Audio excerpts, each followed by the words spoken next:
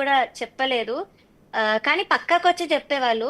అదేంటో నాకు అర్థం కాలేదు. జడ్జెస్ అన్నాక కామెంట్స్ లో చెప్పాలి కదా, పక్కకొచ్చి చెప్పడం అంటే నాకు అసలు అర్థం కాలేదు. అంటే ఏంటి అంటే ఈ వివక్ష అంతా కేవలం ప్రవస్తి మీద మాత్రమే ఎందుకు జరుగుతోంది అని అంటే మీ మీ పర్సెప్షన్లో ఉమ్, ఎందుకని అనుకుంటూ ఉన్నారు? అంటే మీకు బలమైన కారణాలు అక్కడ లోతుగా మీకు తెలిసి ఉండొచ్చు. ఉమ్. అంటే ఇదే, వాళ్ళ ఫేవరెట్ కంటెస్టెంట్స్ ఎవరైతే ఉన్నారో వాళ్ళకి నేను అస్సలు నచ్చనండి. ముందు చాలా రియాలిటీ షోస్ లో కూడా వాళ్ళని టార్చర్ పెట్టారు. సో వాళ్ళు ఏమైనా ఏడ్పులు ఏడ్చి ఇలాగా జెలసీతో ఏమైనా చేశారేమో నాకు అనిపిస్తుంది. ఇప్పుడు రీసెంట్గా మీరు ఎలిమినేట్ అయ్యి వచ్చారు కదా పాడుతా తీయగా ఆ, నుంచి. అవును. అంటే మీరు ఎలిమినేట్ అయిన ఆ షో ఇంకా టెలికాస్ట్ కాలేదనుకుంటా. అవ్వలేదు. ఇంకా ఒక 4 వీక్స్ పట్టొచ్చు ఆ ఎపిసోడ్ రావడానికి. ఓకే, ఈలోపే మీరు మీ బాధ అంతా చెప్పుకునే ప్రయత్నం చేశారా? అంటే అవునండి, మీకు బికాజ్ అంతా టార్చర్ అయిపోయి ఇంకా నాకు కూడా చాలా విసుగు వచ్చేసింది. సో ఇంకా నేను ఎలా అయినా, నేను చెప్పకపోతే ఇంకెవ్వరు చెప్పరు, ఎవరికంత ధైర్యం రావట్లేదని ఇంకా నేను డిసైడ్ అయ్యి నేనే బయట పెట్టేశాను అంతా. ఇప్పుడు మీరు మీరు చేసింది ఒక సంచలనం అమ్మ. మీరు చేసేదానికి అవును. ప్రతి ఒక్కరి నుంచి సపోర్ట్ ఉంటుంది, మీడియా నుంచి సపోర్ట్ ఉంటుంది. ఉమ్. ఎంటైర్ మీకు పర్టికులర్గా కొంతమంది ఫ్యాన్ బేస్ ఉంటుంది. ఆ ఉమ్. ఫ్యాన్ బేస్ అవును. నుంచి మీకు మద్దతు ఉంటుంది. పాడుతా తీయగా చూసే వ్యూయర్స్ ఉంటారే, ఉమ్. వాళ్ళందరి నుంచి మీకు మద్దతు ఉంటుంది. అయితే ఫస్ట్ ఆఫ్ ఆల్ ఉమ్. మీరు మీ అమ్మా నాన్న ఇద్దరికీ కూడా చెప్పుంటారు కదా ఇదంతా, నాన్న నన్ను ఇట్లా ప్రాబ్లం అవుతోందని, అమ్మా నాకు ఇలా అవును. ఇబ్బంది అవుతోందని చెప్పినప్పుడు మీ అవును. పేరెంట్స్ నుంచి ఎలాంటి సపోర్ట్ వచ్చింది ప్రవస్తి? మా మదర్ వచ్చేవాళ్ళండి ప్రతి రిహార్సల్ కి, షూట్ కి కూడా మదర్ వచ్చారు, అంతా చూసారు. బట్ అదే క్విట్ అయిపోదామని చాలా సార్లు నేను అనుకున్నానండి. మొన్న కూడా షూట్ లో ఎలిమినేట్ చేసే ముందే నేను అసలు వెళ్ళొద్దు అనుకున్నాను షూట్ కి. కానీ ఇలాగ కాంట్రాక్ట్ సైన్ చేశాను, సో నాకు ఆప్షన్ కూడా లేదు.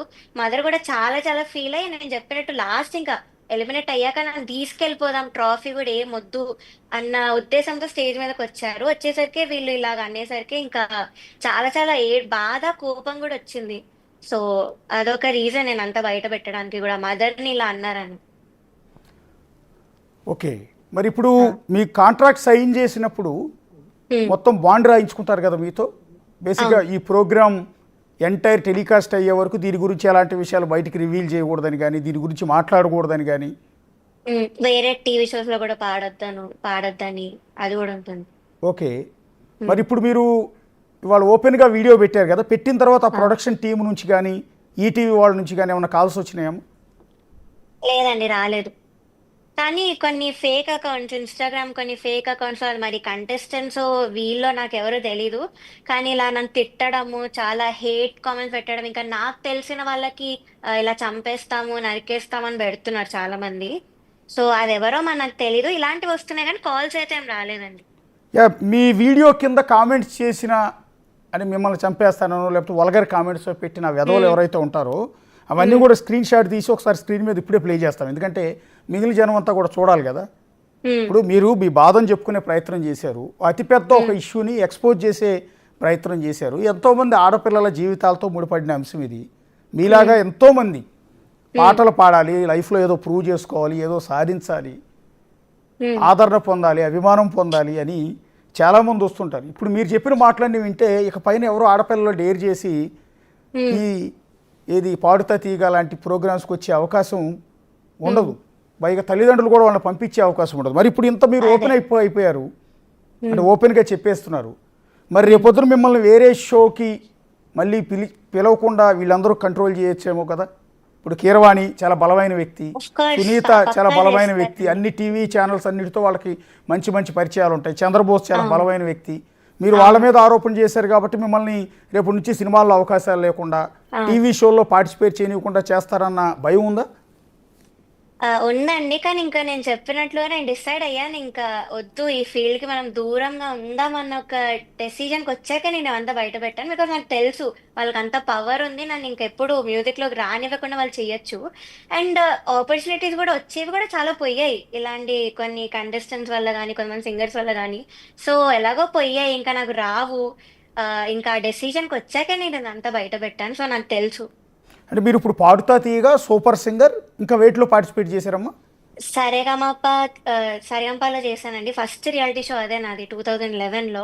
ఓకే. దాని తర్వాత తమిళ్లో కూడా 2 3 షోస్ లో పార్టిసిపేట్ చేశాను, చిత్రమ్మ జడ్జ్ గా ఉన్నప్పుడు. ఓకే. ఇంకా మలయాళంలో కూడా పాడానండి, హిందీలో కూడా పాడాను. ఓకే, అక్కడెక్కడ కూడా ఇలాంటి ప్రాబ్లం ఫేస్ చేయలేదా? లేదండి. అక్కడ కూడా నేను ఎలిమినేట్ అయిన రోజులున్నాయి. కానీ ఎప్పుడు కూడా జడ్జెస్ గాని నన్ను క్రిటిసైజ్ చేసి, నన్ను డిస్‌రెస్పెక్ట్ చేసి, ప్రొడక్షన్ వాళ్ళు నన్ను ఇలా మాట్లాడి ఎక్కడా కూడా అవ్వలేదు. ఇది ఫస్ట్ టైమ్. అంటే కీరవాణి గారి గురించి ఇంతకుముందు బహుశా సింగర్ చిన్మయి అనుకుంటా, ఆమె కూడా కొన్ని ఓకే. ఆరోపణలు చేసినట్టున్నారు. హ్మ్. ఇంకో ఒకళ్ళ నుంచి కొన్ని, ఎందుకంటే చాలా పెద్ద వ్యక్తి, అందులో రాజమౌళి బంధువు అవును. కావటం, చాలా సీనియర్ మ్యూజిక్ అవును. డైరెక్టర్ కావడంతో మీలాగా డేర్ చేసి ఆయన మీద ఎవరు కూడా ఆరోపణలు చేయరు. ఆయన బిహేవియర్ని ఎవరు కూడా ఇంతవరకు ఎక్స్పోజ్ చేయలే. అవును. ఫస్ట్ టైం మీరంటే మీలాంటి ఒక చిన్నపిల్లలు హ్మ్. ఇప్పుడిప్పుడే ఎదుగుతున్నారు, హ్మ్. ఎంకరేజ్ చేసి బాలసుబ్రహ్మణ్యం గారు చూడండి, సరిగా పాడకపోయినా సరే ఎంత హ్మ్. చక్కగా చెప్పేవారు సింగర్స్ అందరికీ. అవును. కానీ అలాంటిది కీరవాణి గారి దగ్గర మీకు ఏమీ కనిపించలేదా? లేదండి. అస్సలు ఎలా అంటే పక్కన సునీత గారు ఏదంటే అది నేను ఏకీభవిస్తున్నాను. చంద్రబోస్ గారు ఏదంటే నేను ఏకీభవిస్తున్నాను అన్న వేలో చాలా సార్లు మాట్లాడారు.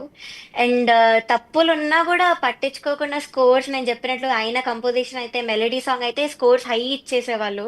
50 మార్క్స్ ఉండింది ఆయనకి. అంటే 50కి ఆయన స్కోర్ చేయాలి. సో 50కి 50 ఏసేయడము, 48 ఏసేయడం ఇలా చేశారు. సో అదొక జడ్జిగా ఎవ్వరు కూడా అలా చెయ్యొద్దు నా ఉద్దేశంలో. జడ్జ్ అంటే జస్టిస్ చేయాలి కదా. సో అలా చేశారు జడ్జెస్ ముగ్గురు కూడా. అంటే ఈ ముగ్గురు కూడా మీరు చెప్పిన ప్రొడక్షన్, జ్ఞాపిక ప్రొడక్షన్స్ వాళ్ళు ఏం చెప్తే, వాళ్ళు ఏ స్క్రిప్ట్ ఇస్తే ఆ స్క్రిప్ట్ ప్రకారమే జడ్జిమెంట్ ఇవ్వాల్సి ఉంటుందో మీకు మార్కులు ఇచ్చే అంతే. విషయంలో? అంతే. ఎవరిని ఎలిమినేట్ చేయాలి, ఎవరిని పాస్ చేయాలి, ఎవరు ముందుకు అవును. తీసుకెళ్ళాలి, ఎవరిని ఎంకరేజ్ చేయాలి, ఇదంతా స్క్రిప్టేనా? అవును. అంతా స్క్రిప్టెడే. నేను చెప్పినట్టుగా ముందే షూటింగ్ అవ్వక ముందే అంతా వీళ్ళు ప్లాన్ చేసుకుంటారు ఎవరిని తీయాలి అది ఇది అని. ఒక్కసారి ఇందాక మీ నంబర్ అమ్మా, నేను మీకు కాల్ మాట్లాడినప్పుడు అండ్ మీకు ఉమ్. లైవ్ లింక్ పంపినప్పుడు మీ వాట్సాప్ డీపీ చూశాను. ఉమ్. చూస్తే వెరీ ఇంట్రెస్టింగ్ అండి. అంటే ఉమ్. ఆ నంబర్ నేను డిస్ప్లే సరే సార్. చేయట్లేదు, ఎందుకంటే ఉమ్. ప్రైవసీ కాబట్టి. ఉమ్. సో ఇక్కడ ప్రవస్తి వాట్సాప్ డీపీ చూస్తే చిన్నప్పటి ఫోటో బాలసుబ్రహ్మణ్యం గారితో, ఒకసారి జూమ్ చేయండి. అంటే ఆమెకి పాటలంటే ఎంత ఇష్టం, బాలసుబ్రహ్మణ్యం గారు అంటే ఎంత